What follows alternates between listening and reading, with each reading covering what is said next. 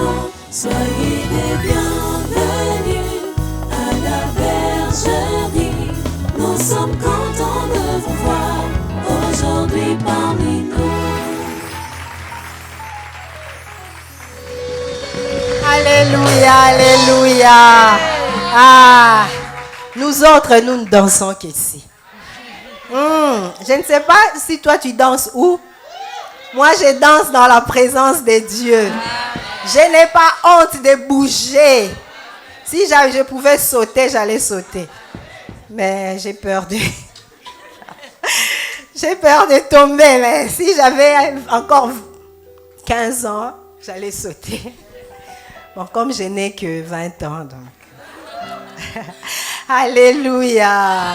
Gloire à Dieu. Merci beaucoup. C'est bien de se retrouver dans la maison de Dieu. Est-ce que vous savez que quand vous vous réjouissez, Dieu est content?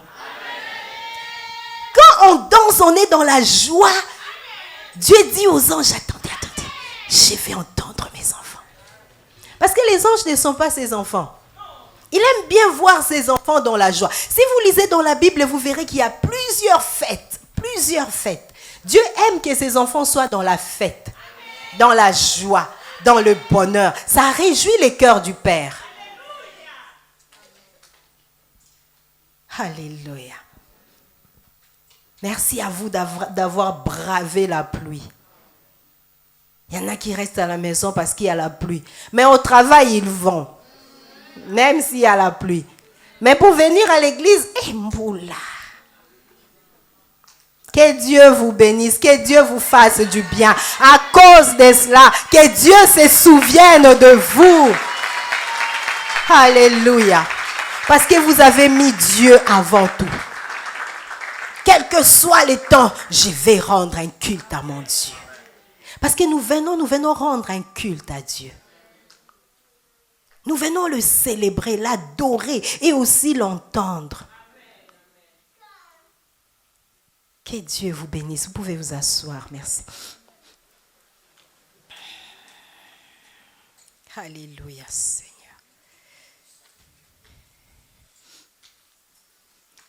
Vous allez bien, hein? Gloire à Jésus. Il est doux et agréable aux frères d'être ensemble. C'est là que l'Éternel déverse sa bénédiction.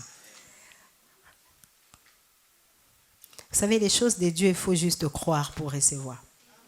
Les mains spirituelles pour recevoir de la part de Dieu, c'est la foi. Si tu crois à cette parole qu'il est doux et agréable aux frères d'être ensemble, c'est là que Dieu déverse la bénédiction. Tu vas t'attendre à la bénédiction. Tu vas t'attendre à ça et tu sais. Quand tu crois à cela, tu le verras. Nous allons continuer les messages que nous avons commencé le dimanche dernier. Le thème, c'était l'amour. 1 Corinthiens chapitre 13, versets 1 à 7. Et puis nous lirons 1 Jean chapitre 4, verset 8, partie B. 1 Corinthiens chapitre 13, versets 1 à 7.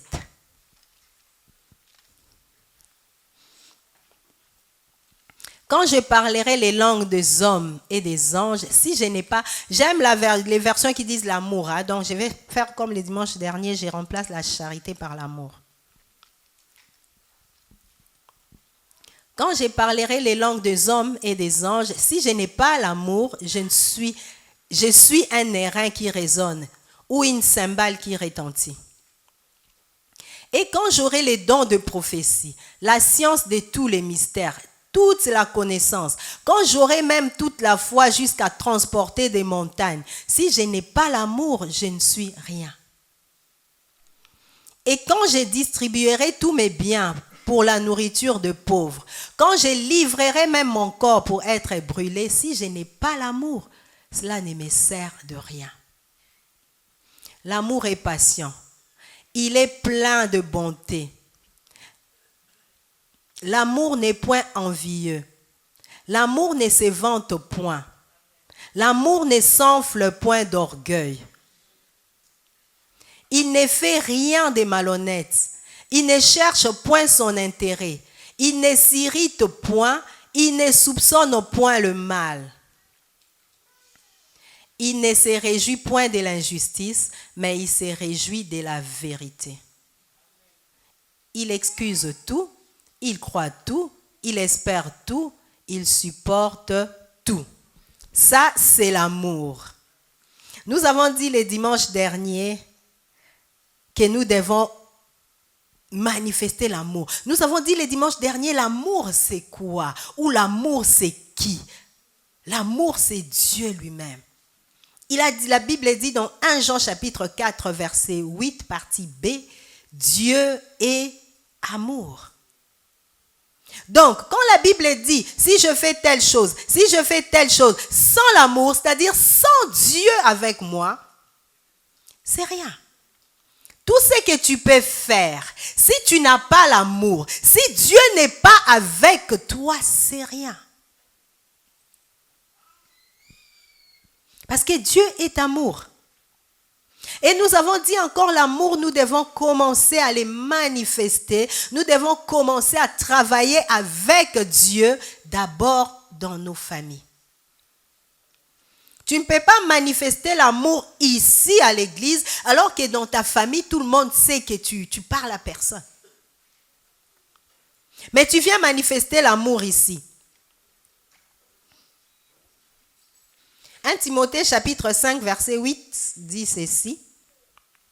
Je lis la version parole vivante. Si quelqu'un néglige le sien, en particulier les membres de sa famille, les personnes qui vivent sous son toit, il renie sa foi, il est pire qu'un incroyant. Dans d'autres versions, on dit il est pire qu'un infidèle. Donc, si tu négliges les membres de ta famille, si tu ne prends pas soin de membres de ta famille, la Bible dit tu es pire qu'un infidèle. Donc, si là-bas tu négliges, quel que soit ce que tu fais ici, Dieu te voit comme un incroyant. Quel que soit ce que tu fais à l'église, Dieu te voit comme un incroyant. Parce que ça commence d'abord à la maison. Et nous avons dit, l'amour, c'est aussi accorder son temps. J'ai insisté là-dessus, j'ai dit aux parents d'accorder aussi les temps à vos enfants. Passez du temps en famille. Allez au restaurant, parlez ensemble, regardez même la télé ensemble, discutez ensemble. C'est comme ça que vous allez consolider les liens familiaux. Mais si chacun est dans son coin, et maintenant avec les réseaux sociaux, vous pouvez être dans une même pièce, chacun a son téléphone. Personne ne se parle. Mais on préfère parler avec ceux qui sont loin, dans les réseaux sociaux. Nous devons cultiver cet amour-là en famille, accorder le temps, passer du temps avec vos enfants. Passez du temps avec vos parents aussi. Parce que les enfants, quand ils sont un peu plus grands, ils restent dans leur chambre. Ils ne passent plus le temps avec les parents. Non, non, non. Quittez vos chambres, venez au salon, restez ensemble. Nous avons dit l'amour protège. Quand on aime quelqu'un, on le protège. Quand on aime quelqu'un, on en prend soin. J'ai dit aux parents, protégez vos enfants. Protégez vos enfants des écrans. Ne laisse pas les téléphones. Je le répète encore, ne laisse pas les téléphones aux enfants parce que tout simplement, tu vas être tranquille. Tu seras tranquille pour un peu de temps. Mais après, quand les téléphones vont abîmer la vie de ton enfant, tu seras plus tranquille. Les téléphones ont des effets néfastes sur la vie des enfants. Acheter des crayons, donnez-leur pour qu'ils fassent des gribouillages. C'est mieux que les téléphones. Même les scientifiques disent que les écrans, les téléphones, parfois, ça développe des symptômes d'autisme chez les enfants. À cause du téléphone. Vous qui allez devenir parents, protégez vos enfants. Protégez-les. C'est ça l'amour. Parce que nous rendrons compte à Dieu. Dieu nous confie ses enfants, nous confie ses créatures pour que nous puissions en prendre soin. Protéger, c'est aussi le nourrir bien. Ne nourris pas tes enfants n'importe comment parce que tu es fatigué. Tout le temps McDo, McDo, McDo, McDo. Nourris-les bien. Protège-les. Ainsi, ils seront en bonne santé. J'ai insisté aussi les dimanches derniers, j'ai dit protégez vos enfants des médias, de tout ce qui se raconte. Protégez vos enfants. Parce qu'à l'école, ils entendent des choses. Hein. Si vous, à la maison, vous ne dites rien. Ils regardent la télé, ils entendent des choses. Ils entendent que deux personnes de même sexe peuvent vivre ensemble. Et à la maison, vous ne dites rien. Un jour, il trouvera normal qu'il ait un garçon. Il peut aimer un garçon. Hein. Il faut mettre des bases. Parlez à vos enfants. Dites-leur, ça, ce n'est pas la volonté de Dieu. La volonté de Dieu, c'est comme ça. La Bible dit au commencement, Dieu créa l'homme et la femme. Alléluia. Protégez vos enfants aussi du genre. Hein? Là maintenant, les problèmes de genre, on dit les enfants choisissent leur sexe.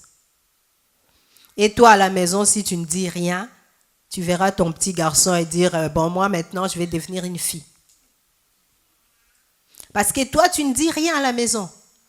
Il faut leur dire le sexe, c'est déterminé par Dieu. C'est que Dieu, c'est que tu es là, c'est ce que Dieu a voulu pour toi. Tu n'as pas à les changer. C'est une abomination devant Dieu. Une abomination. L'amour donne. Quand on aime, on donne. Tu ne peux pas dire que tu aimes quelqu'un si tu ne lui donnes rien. Quelqu'un a dit, on peut donner sans aimer, mais on ne peut pas aimer sans donner. Tu ne peux pas dire que tu aimes ta femme si tu ne lui donnes rien. Rien. Il y a des hommes ici qui donnent les cadeaux à leur femme que, je crois, 3 fois par an. Les jours de son anniversaire, les jours de la fête des mères et les jours de Saint-Valentin. Du 1er janvier au 31 décembre, 3 cadeaux. Terminé. Et il sait lui-même que c'est 3 cadeaux. Et fais des cadeaux à ta femme à l'occasion de rien. Parce que là, ça ne touche plus. Mais quand tu lui donnes un cadeau à l'occasion de rien, tu rentres comme ça, chérie, regarde, j'ai vu ça, j'ai acheté. Ah, ça touche. Les jours de son anniversaire, elle s'attend. Elle s'attend à recevoir quelque chose. Mais si tu donnes à l'occasion de rien, ça touche plus. Ce n'est pas que les hommes qui donnent les cadeaux, les femmes aussi.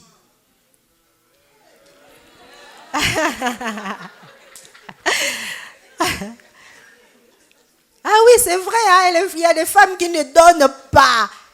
Elle attend qu'à recevoir. À recevoir, oh, donne. Donne. Tu vas quelque part, oh, ça, ce truc, ça sera joli. Ça, c'est joli pour mon mari. Tu prends, chérie, regarde. Je t'ai acheté. Ça fait du bien, ça touche. J'ai entendu un homme de Dieu dire, ah, les femmes, vous, les cadeaux que vous donnez, c'est seulement les chaussettes et les boxeurs. Ah! Il a dit, nous, on achète des beaux cadeaux et tout ça. Vous montrez à vos amis, regardez ce que mon mari m'a acheté, regardez ce que... Il a dit, et nous, on va montrer quoi? Regardez les chaussettes. Il n'y a pas que des chaussettes, hein? Achetez aussi des beaux cadeaux. C'est ça l'amour. Quand on aime, on donne. Quand on aime, on fait plaisir. On dit même l'amour ne compte pas. Quand on aime, tu peux donner, donner, donner. Alléluia. L'amour, si tu le manifestes à la maison, il faut aussi le manifester à l'église. Nous devons nous aimer les uns les autres. C'est ça, enfants de Dieu. Parce que et l'église, c'est aussi une famille. C'est aussi une famille, hein? Faites du bien les uns aux autres. Visitez-vous, appelez. Tu vois un frère qui ne vient pas, ce n'est pas ton problème. Passe un coup de fil. Oh, frère, je ne te vois plus ces jours-ci. Ça fait du bien. Mais non, c'est l'équipe de suivi va faire. Il faut que nous puissions nous aimer, manifester l'amour, nous protéger aussi les uns les autres. Ton frère est tombé dans le péché, ne va pas raconter à tout le monde. Protège. Même si tu vas quelque part, on te demande, hé, votre frère, ah bon, non, même si tu savais, tu dis non, je ne pense pas. C'est ça, protéger. Ce n'est pas les mensonges, tu protèges. Mais nous, c'est nous-mêmes qui allons raconter. Tu prends le téléphone, tu appelles. Les frères tel a fait ça. Bien-aimés, nous devons nous aimer. Et protéger aussi. Ne pas faire du mal. Vous savez, parfois, mes enfants se plaignent. J'aimerais bien les dire pour que ça change. À chaque fois, ils sont blessés parce que dès qu'ils font quelque chose, toi l'enfant du pasteur, ça blesse. Un enfant de pasteur ne peut pas faire ça. Un enfant de pasteur, non, protégez-le aussi. Ce sont des enfants comme tous les autres enfants. Ils ne sont pas les enfants de pasteur, ce sont les enfants de Maurice Kanda. Parce qu'à la maison, les pasteurs n'est pas leur pasteur. À la maison, il est leur papa. Il faut les protéger. Vous savez, il y a plusieurs les enfants de pasteurs qui ont basculé à cause de l'église. À cause de l'église. Toujours on le pointe du doigt. Mon pasteur. Le pasteur. Ce sont des jeunes comme tous les autres jeunes. Si tu veux, ils ont fait quelque chose, tu veux faire des reproches, dis, toi enfant de Dieu, tu ne peux pas faire ça. Mais ne dis pas, toi enfant du pasteur. Vous mettez le poids sur leurs épaules. Laissez-le vivre comme tous les autres enfants. C'est ça l'amour. C'est ça l'amour. J'ai entendu les témoignages de pasteur Olga ici à côté. Son père était pasteur et à l'église, c'était les enfants du pasteur. Il y avait tellement le poids sur ses épaules qu'elle a quitté l'église, elle est rentrée dans le monde. Elle a commencé à aller dans des boîtes de nuit, à faire et l'église, je ne viens plus. Parce qu'il y avait trop de poids sur ses épaules. Protéger les enfants de pasteurs aussi. Amen. C'est ça l'amour. C'est ça l'amour. Nous avons dit l'amour est patient. J'ai beaucoup développé ça le dimanche dernier. Nous devons être patients. Patients envers les uns et les autres. Patients aussi envers Dieu. Il y a des gens qui ne sont même pas patients envers Dieu. Tu as demandé quelque chose, ça tarde. Seigneur, je vais arrêter. Ça a duré. Sois patient. Dieu est en train de préparer les choses. Mon pasteur avait l'habitude de dire, Dieu est un grand metteur en scène. Vous savez, si vous allez au théâtre, il y a les rideaux. Le public est là, il n'y a rien, on ne voit rien, il y a les rideaux. Mais derrière, on est en train de mettre les décors, de planter les choses. C'est comme ça que Dieu fait avec nous. On ne voit rien, il y a les rideaux, mais derrière, il met les décors. Et quand on va ouvrir les rideaux, waouh! Dieu va ouvrir les rideaux pour toi bientôt. Il va le faire pour toi bientôt. Sois patient. Regarde à lui, il va ouvrir les rideaux. Nous avons dit aussi l'amour est plein de bonté. Nous devons être bons les uns envers les autres. Bons. Un bienfait n'est jamais perdu. Quand tu fais le bien, tu ne le perdras jamais. Même si l'homme oublie, Dieu, lui, n'oublie jamais. Je crois que c'est Apé Isaac qui nous a prêché ici sur Mardoché. Là. Il a fait du bien, le roi a oublié. Mais Dieu n'a pas oublié. Un jour, il a enlevé juste le sommeil. Tu ne dors pas aujourd'hui. Tu ne dors pas jusqu'à ce que le roi a demandé les livres de souvenirs. C'est là qu'il a vu ce que Mardoché a fait et il a été récompensé. Un bienfait n'est jamais perdu. Jonathan a fait du bien à David. Il est mort. Mais quand David était sur le trône, il a dit, y a-t-il quelqu'un de la maison de Saül pour que je lui fasse du bien à cause de Jonathan? Tout ce que tu fais aujourd'hui, même si tu ne le récoltes pas, tes enfants vont récolter. Nous nous faisons du bien. Je sais que même quand je serai au ciel, je serai dans la nuée des témoins. Dieu me montrera. Regarde ton petit-fils là, ce que je fais pour lui. C'est à cause de ce que tu as fait là. Un bienfait. Dieu n'oublie pas. L'œil de l'Éternel voit tout. Tout ce que tu fais, même dans le secret, il le voit et il sait. Il n'y a pas longtemps, j'ai médité avec mes enfants sur la vie de Jéroboam. Quand son fils était malade, c'est dans 1 Roi chapitre 14, versets 12 à 13.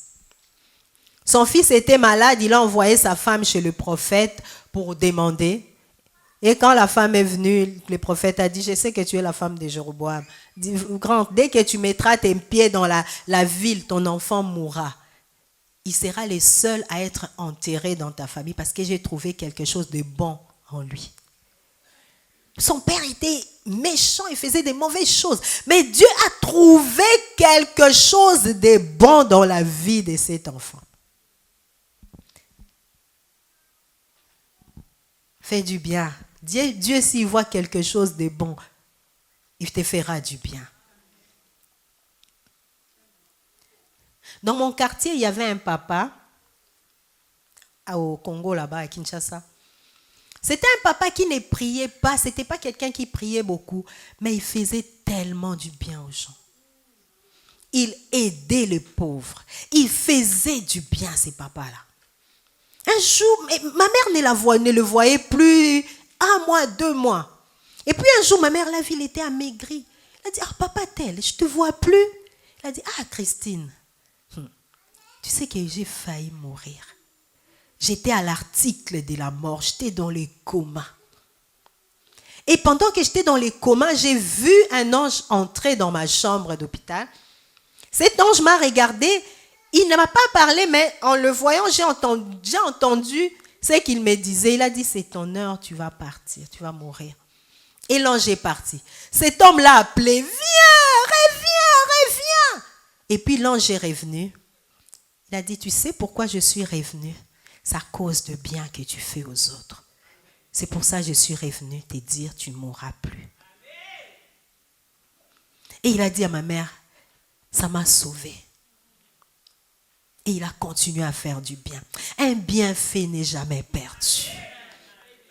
Un bienfait n'est jamais perdu. Que dire des sages femmes du temps de Moïse? Pharaon leur a dit, vous allez tuer tous les garçons. Mais ces sages femmes étaient bienveillantes. Elles n'ont pas voulu tuer. La Bible dit, Dieu fit du bien. C'est dans Exode chapitre 1, verset 20. Dieu fit du bien aux sages femmes. L'œil de l'Éternel voit. Dieu voit. Faisons du bien. Soyons bons. Soyons bons et Dieu nous bénira. Il voit. Bien aimé, il y a un Dieu au ciel. Il y a un Dieu qui contrôle toutes choses.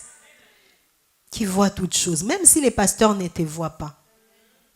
Même si personne ne te voit, il y a un Dieu qui voit. Il voit le moindre geste que tu fais. Tout le bien que tu fais. Un jour, ça criera à ta faveur. Ça criera à ta faveur. L'amour n'est pas envieux. J'ai regardé dans les dictionnaires, envier, c'est quoi? Le verbe envier. C'est éprouver envers quelqu'un un sentiment d'envie. Soit qu'on désire ses biens, soit qu'on souhaite être à sa place. C'est ça, envier. Tu regardes, si moi j'avais le mari comme son mari là. Donc tu veux être à sa place. Et attention, l'herbe est toujours plus verte chez les voisins. N'envie pas les gens. N'envie pas. Contente-toi de ce que tu as. La Bible le dit dans Hébreux chapitre 13, verset 5. La Bible dit, ne vous livrez pas à l'amour de l'argent. Contentez-vous de ce que vous avez. Contente-toi de ce que tu as, de ce que Dieu t'a donné. Contente-toi, n'envie personne. Acclame Dieu pour le bien des autres, pour ce que les autres ont. Telle a une maison, merci Seigneur pour elle. Je sais que tu ne fais pas de favoritisme. Mon heure viendra. Tu vois quelqu'un s'est marié, merci Seigneur. Ne commence pas à envier. Ça n'écoute à ta qui ton côté. Elle n'est même pas belle. Vraiment cet homme, comment il a pu boire? Nous sommes là, il ne nous voit pas. N'envie pas. Toi, ton mari est quelque part. Celui-là, c'était pour elle. N'envie pas. N'envie pas. Réjouis-toi de ce que tu as. Même si c'est un tout petit peu. La Bible dit, ne méprisez pas le faible commencement. Même si c'est un tout petit peu, acclame Dieu comme s'il t'avait donné beaucoup. Moi, j'ai appris à acclamer Dieu. Même si ce n'est pas beaucoup. Je loue, je l'adore, je célèbre, je saute. Après, j'ai dit, mais Seigneur, tu peux ajouter, non?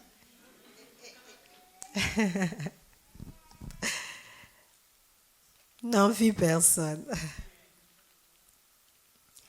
La Bible dit, l'amour ne se vante pas et ne s'enfle point d'orgueil. Se vanter, c'est quoi? C'est exagérer ses mérites, prétendre avoir fait. Moi, je suis, moi, je fais, moi. Nous autres, là. Et l'orgueil, c'est ça, c'est regarder les autres de haut. Moi, j'ai fait des études, moi. Moi, j'ai fait ça, moi. Vos églises, là, des pauvres, moi, j'ai... La Bible dit, Dieu résiste aux orgueilleux. Tu fais comme ça, tu bloques ta vie toi-même. La Bible dit, si tu as un problème avec un homme, Dieu te défendra. Mais si tu as un problème avec Dieu lui-même, qui intercédera pour toi? Jacques 4,6, la Bible dit, Dieu résiste aux orgueilleux. L'amour ne se vante pas. J'ai parlé avec une sœur un jour. Elle avait un problème avec une autre sœur. Maman, elle n'est pas de mon niveau. Elle a un niveau nangati. Elle n'est pas de mon niveau. J'ai regardé, j'ai dit, mais elle est à quel niveau? Elle n'est pas de mon niveau. J'ai voulu savoir, elle est à quel niveau? Moi, je m'habille bien. Donc, ta valeur, c'est les habits. Les niveaux dont tu parles, là, c'est les habits.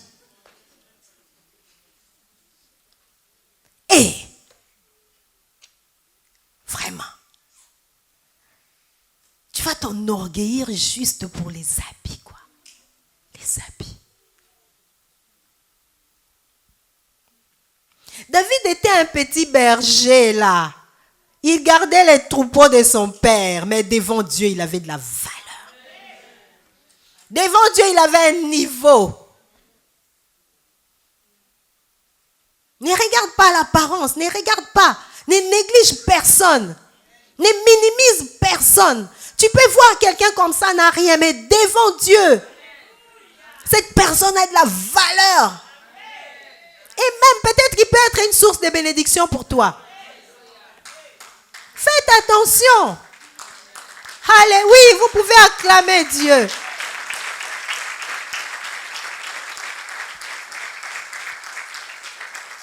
Toute personne a une valeur devant Dieu. Dieu a dit, vous avez du prix à mes yeux. Donc ne minimisez personne parce que toi tu as fait des études. Ne minimisez personne parce que vous avez fait ça.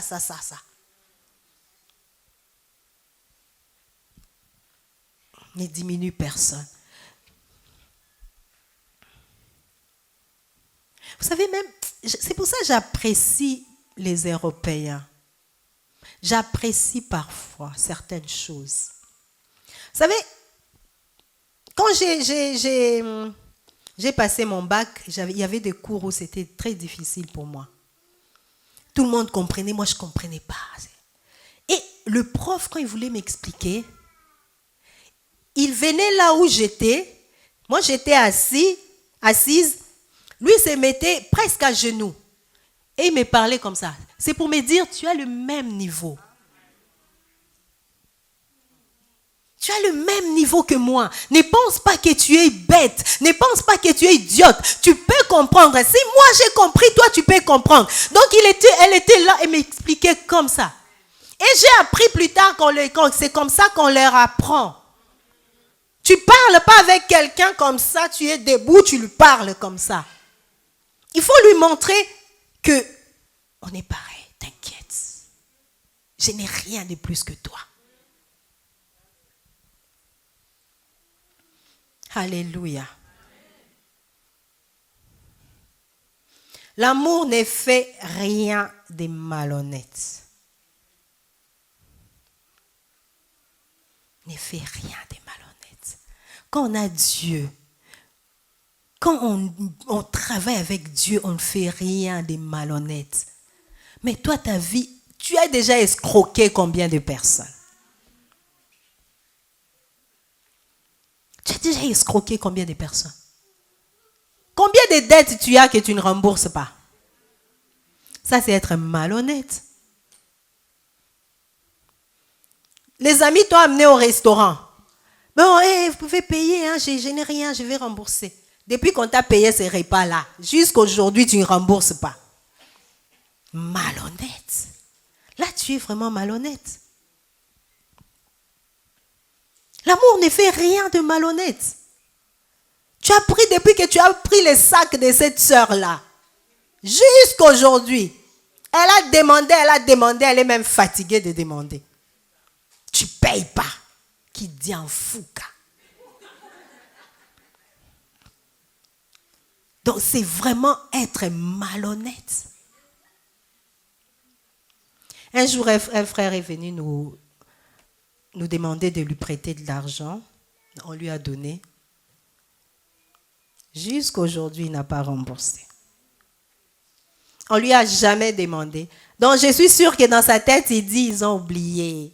Ça, c'est être malhonnête. Même si quelqu'un a oublié, toi, donne. Ça, c'est être malhonnête. Même un jour, le pasteur, il était quelque part, il avait l'argent, il a donné, il était avec un frère. Il a dit, garde-moi cet argent, tu me donneras après. Hey, je ne sais pas si ça fait 5 ans maintenant. Il n'a jamais donné l'argent. Jamais donné l'argent. Il dit, le pasteur a oublié. Et puis il vient à l'église gentiment. Bonjour pasteur, bonjour. Tu as escroqué les pasteurs.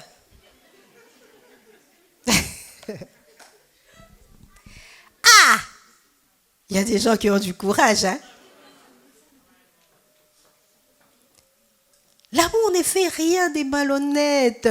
Soyons honnêtes. Même là où tu travailles, sois honnête. Ne fais rien de malhonnête. Tu fais disparaître les papiers toilettes au travail. Et puis tu viens, tu loues Dieu. Alléluia. Le pire est que toi-même, tu te reproches de rien, quoi. Tu trouves que c'est normal de prendre les papiers toilettes qui ne t'appartiennent pas. C'est pas à toi. Il ne faut pas être malhonnête comme ça. Alléluia. C'est ça l'amour. L'amour n'est pas malhonnête. Soyons honnêtes. Vous savez, quand vous avez quelque chose de Dieu, hein, Dieu, vous attirez Dieu au fait. Quand tu es honnête, tu es bon envers les gens, Dieu te regarde et dit, ah, je me reconnais dans cette fille. Ça c'est vraiment mon fils, ça c'est vraiment ma fille. Et ça attire Dieu et ça pousse Dieu à t'accorder sa grâce.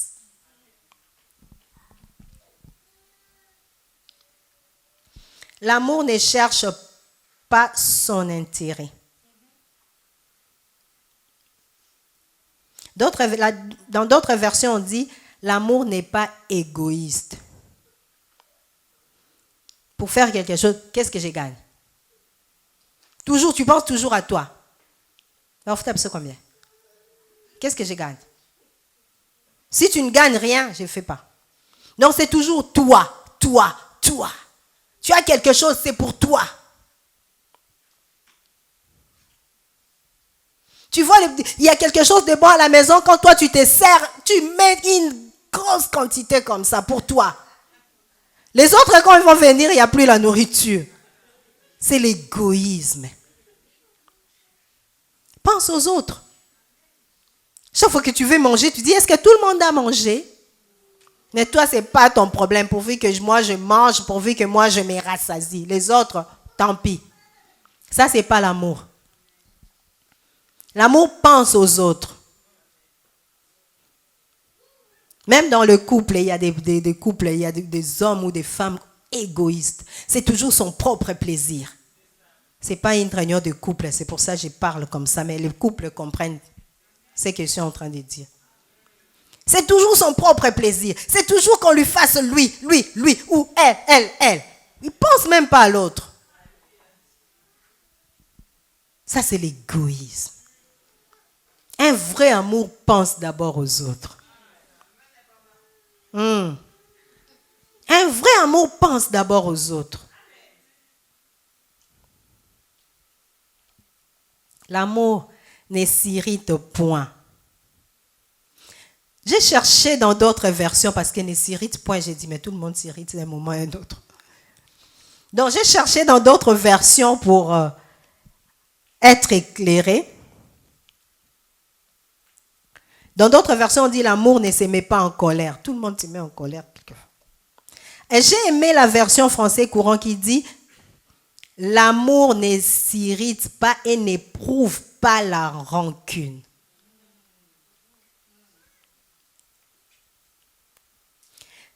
Parole de vie dit il ne se souvient pas du mal subi. C'est ça. Tu peux te mettre en colère, mais après tu oublies. J'ai parlé avec une sœur, j'étais choquée. Parce qu'elle a toujours de problèmes avec une autre sœur. Et j'ai dit, ma sœur, qu'est-ce qui ne va pas avec cette autre sœur? Pourquoi vous ne vous entendez? Ah, maman, cette sœur, c'est qu'elle m'a fait. Maman, tu sais qu'on était à Coulmiers. On était à Coulmiers il y a plus de 8 ans. Quand on était à Coulmiers là, cette sœur m'a fait ça. C'est pour ça, depuis ces jours-là, moi j'ai dit, moi je lui parlerai. J'ai dit, ma sœur, tu as besoin de brisement, il faut que Dieu te brise. 8 ans, tu peux garder ça jusque maintenant. L'amour ne garde pas rancune. C'est vrai, il y a des gens qui sont méchants, il y a des personnes qui font mal, mais ne garde pas rancune, pardonne. Ne garde pas rancune. On va parler des pardons après. Là. Comment tu peux garder quelque chose qu'on t'a fait il y a 8 ans? 8 ans. Ou 2 ans, ou 1 an. Toi, tu as toujours ça dans un coin de ta tête. Dès que tu vois la personne. Mais pardonne. En quoi est-ce que nous sommes enfants de Dieu? Surtout les femmes. Et, ah là là là là là là là là. Diriger les femmes, c'est difficile, hein? Et, des petits problèmes. Oui, elle m'a regardé bizarrement, je lui parle. Ah!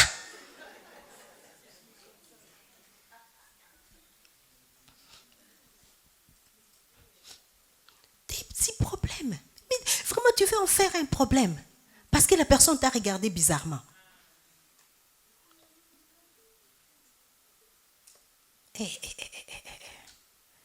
Vous savez, en Christ, hein, il n'y a ni homme ni femme. Hein. Arrêtez un peu ces choses des femmes-là.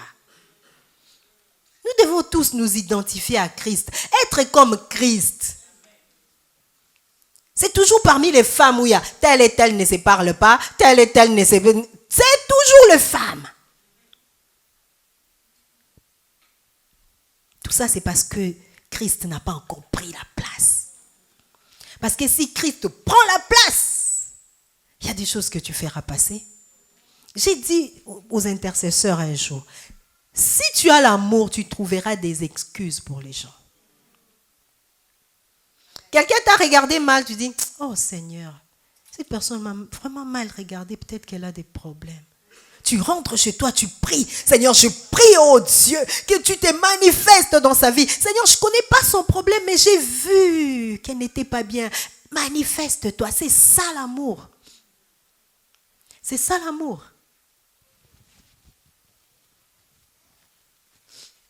Mais toi, au contraire, tu trouves des occasions pour détester les gens. Tu trouves des occasions pour éloigner les gens de toi. L'amour ne soupçonne point le mal. Quand on aime, on ne soupçonne pas. Ah, il y avait une sœur à l'église. Eh là là là là, cette sœur, elle était terrible. Oh là là là là. Quand on organisait les agapés là, il y a longtemps qu'on a fait aussi agapés à l'église. Hein. C'est bien de manger ensemble, ça fait du bien. Quand on organisait et qu'il y avait la nourriture, un jour, moi j'aime bien les samoussas quand c'est croustillant là. J'aime bien. Quand ce n'est plus croustillant, j'aime pas. Donc c'était croustillant, j'ai pris un samoussa là comme ça. J'ai mangé. Maman, il faut faire attention hein, là-dessus. Maman, il faut faire attention dans les endroits comme ça. Maman, ne mange pas n'importe. Pourquoi je vais faire attention? On a prié pour la nourriture. Et j'ai constaté, elle, pour prendre quelque chose. Ça qui a fait. Si on dit sert-elle. Et ça qui a fait. Maman, mange. On ne te dira plus qui a fait quoi. Mange. L'amour ne soupçonne point le mal. Donc elle soupçonne. Peut-être que telle sœur n'est pas bien. Peut-être qu'elle a envoûté la nourriture. Peut-être. Mais la prière, ça sert à quoi? J'ai entendu un homme de Dieu dire, il y avait une sœur vraiment qui aimait beaucoup vous savez, les sœurs en Afrique, vraiment, les sœurs s'occupent de pasteurs. Hein? Donc cette sœur-là, comme le pasteur était seul, elle préparait à manger, elle venait donner. Elle venait donner au pasteur, elle venait. Et le pasteur a dit, elle cuisine très bien. Et le pasteur a mangé. Les prophètes, c'était même un prophète. C'est pas. Il mangeait, il aimait bien.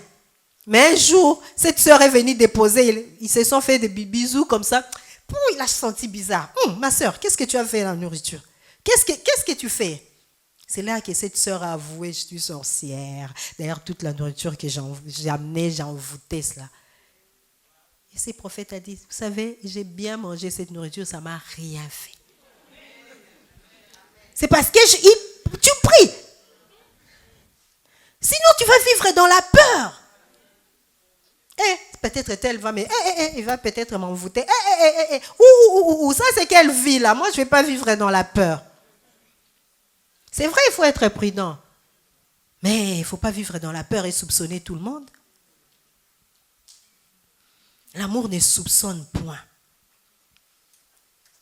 L'amour ne se réjouit pas de l'injustice, mais se réjouit de la vérité. Tu ne peux pas te réjouir de l'injustice. Non, même si la personne est mauvaise. La Bible dit, celui qui souffre a droit à la compassion de son ami, même s'il abandonne la loi de l'Éternel. Toi, tu ne peux pas être satisfait. Oui, lui aussi, il avait fait ça, c'est bien fait pour lui. Non, ça, ce n'est pas l'amour. Celui qui souffre a droit à la compassion. L'amour se réjouit de la vérité. La vérité, c'est quoi? C'est Jésus lui-même. Il a dit, je suis le chemin, la vérité et la vie. Et Jésus, c'est qui? C'est la parole. La Bible dit, au commencement, c'était la parole. La parole était avec Dieu. L'amour se réjouit de la parole, qui est la vérité. Si toi, tu choisis, dès qu'on commence à parler de la prospérité, là, tu te réjouis. Dès qu'on commence à parler de donner la dîme, là, les visages, on le sent. Hein? Vous savez, quand vous êtes ici, vous prêchez, on sent quand les gens reçoivent et quand les gens ne reçoivent pas. Hein? Dès qu'on parle d'argent, il y en a même qui font ça. Pour dire Naza Kunate. Donc, je ne suis pas là, quoi, ça. Mais quand on parle de la prospérité, Ou quand on parle, on va chasser les démons. Ouh! L'amour se réjouit de la vérité. Se réjouit de toute la parole. Aussi longtemps que c'est écrit dans la Bible, moi je me réjouis. Et je dis Amen. Même si parfois ça pique, je dis Amen. Parce que c'est la parole de Dieu. Et la parole de Dieu est éternelle. Dieu ne va pas changer sa parole à cause de toi. Sa parole reste sa parole. L'amour excuse tout. La version Semeur dit, en toute occasion, il pardonne. J'ai parlé de pardon, je reviens là-dessus. Tu ne peux pas garder rancune et refuser de pardonner à quelqu'un. Il y a même des gens qui disent, oui, j'ai pardonné, mais je ne lui parle pas. Tu ne l'as pas pardonné. Parce que si tu pardonnes, tu parleras. Dieu ne nous demande pas d'être amis avec tout le monde. Mais Dieu nous demande d'être en paix avec tout le monde. Tu peux lui dire bonjour.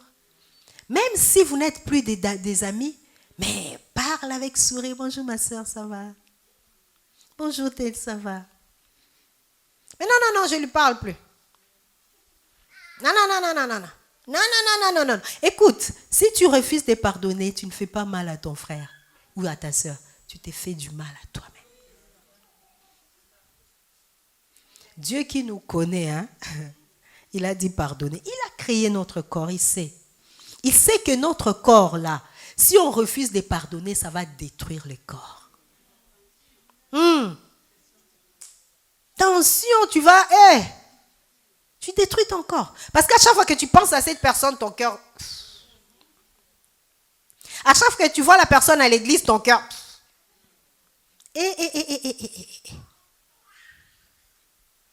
Moi, je vais vivre longtemps. Je ne vais pas quitter cette terre avant mon temps. Je vais vivre longtemps jusqu'au dernier jour de ma vie sur cette terre. Je dis toujours à Dieu, Seigneur, dis-moi quand je vais partir. J'ai dit au revoir à mes enfants, j'ai dit au revoir à mes petits-enfants. J'ai dit maintenant, je rentre à la maison de papa. Mes enfants n'aiment pas quand je dis ça. Donc je commence à parler, mais un jour je partirai. C'est le chemin de tout le monde. Mais je partirai rassasié de jours.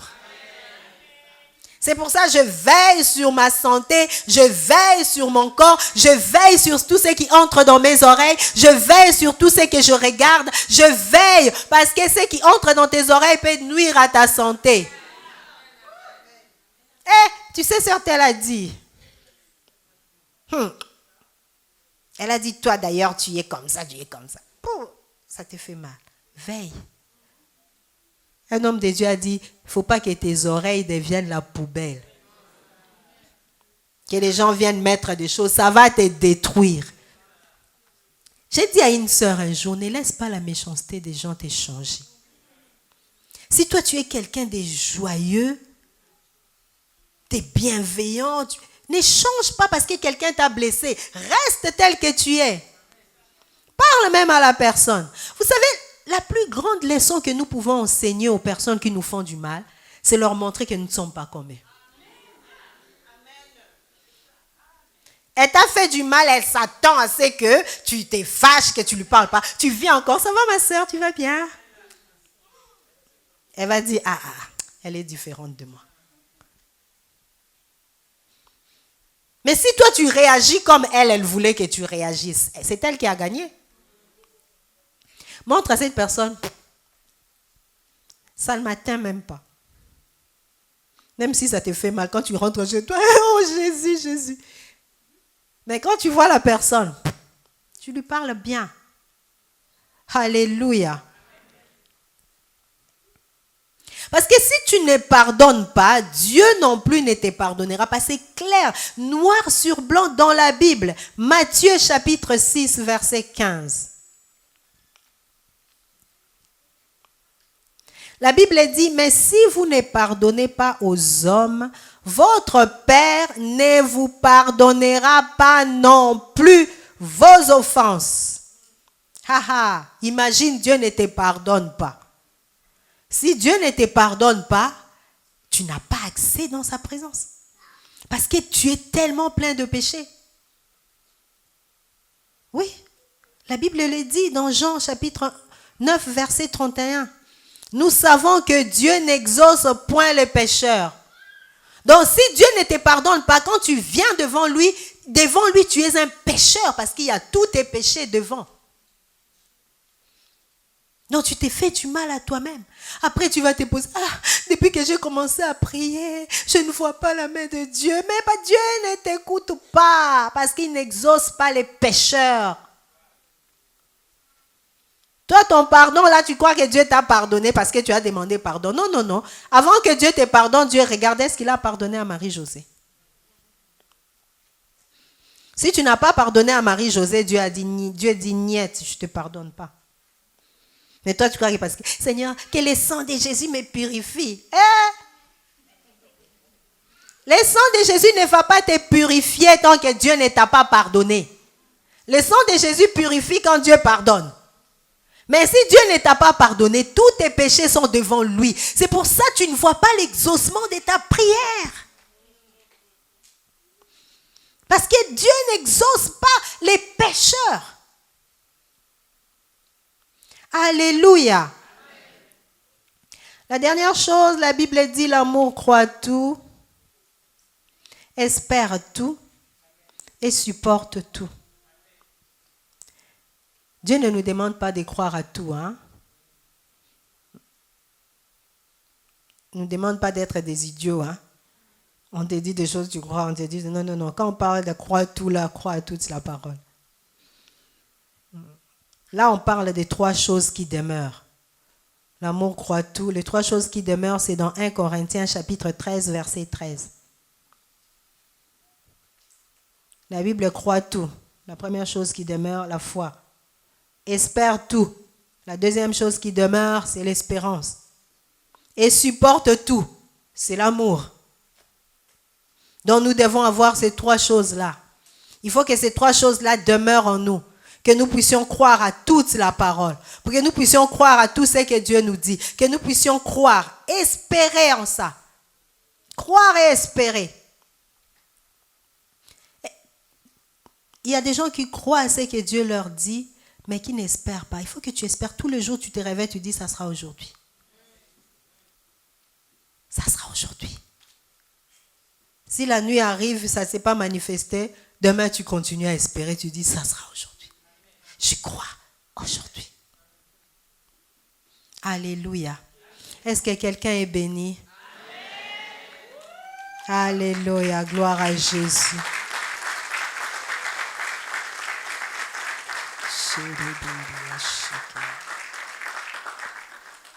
Maintenant, tu vas examiner ta vie. Nous avons parlé de l'amour. Dieu est amour. Nous devons ressembler à notre Dieu. Jésus a dit, soyez donc parfaits, comme votre Père Céleste est parfait. Notre Père Céleste est plein d'amour. Nous devons lui ressembler. Nous devons être comme lui. Regarde ta vie. Qu'est-ce qui te manque dans l'amour? Est-ce que tu es impatient? Est-ce que tu es égoïste? Est-ce que tu ne pardonnes pas? Est-ce que, regarde tout ça, examine ta vie, dis à Dieu, Seigneur, je vais être comme toi. Seigneur, je vais te ressembler. Je veux. Aide-moi, Seigneur. J'ai du mal à pardonner. Vous savez, le pardon, c'est une décision. Même si tu ne sens pas encore que tu pardonnes, décide de pardonner. Quand tu décides, tu commences à avancer. Je décide de pardonner. S'il y a quelqu'un dans la salle, tu ne lui parles pas, décide de lui parler. Vous savez, vous pouvez demander même pardon à quelqu'un qui vous a fait du mal. Oh non, il faut que lui me demande. Non. Pourquoi? Qui a demandé pardon à Jésus à la croix?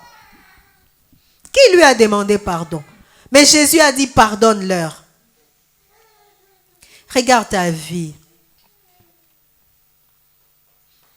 Demande pardon à Dieu là où tu as failli.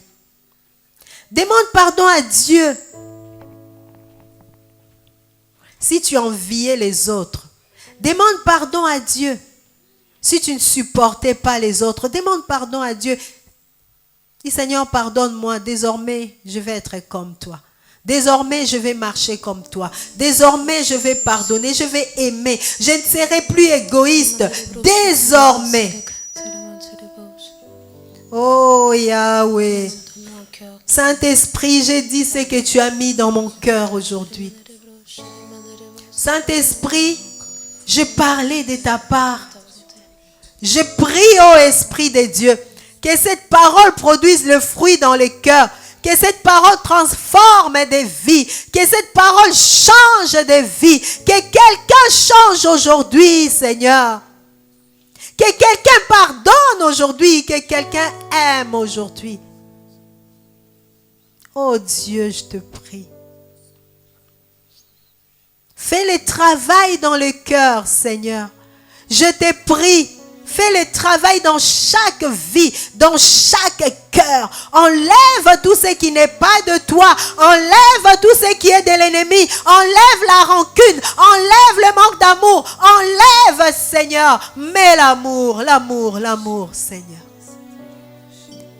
Que cette église soit unie, que nous puissions nous aimer les uns les autres, que l'amour soit palpable, afin que ceux du monde puissent reconnaître que nous t'appartenons réellement. Seigneur, je prie au grand roi. Nous voulons être remplis de ton amour, être semblable à toi. L'amour dans cette église, Seigneur. Unis, même esprit, même sentiment, même pensée, Seigneur. Je refuse qu'il y ait des gens dans cette église qui ne se parlent pas. Seigneur, je refuse cela. Je prie au Saint-Esprit, fais le travail dans leur cœur. Toi, tu es le Dieu qui n'envoie pas ta parole pour rien. Quand tu envoies ta parole, c'est pour que ton peuple soit guéri. Guéri, Seigneur, à l'intérieur d'eux aussi. Physiquement comme à l'intérieur. Dieu de la Bible, que ton peuple puisse se réconcilier entre eux, que ton peuple puisse s'aimer. Oh, comme toi tu nous aimes. Jésus, tu as dit aimez-vous les uns les autres comme moi je vous ai aimé. Que cela soit le cas dans cette église, Seigneur. Que cela soit le cas au milieu de nous.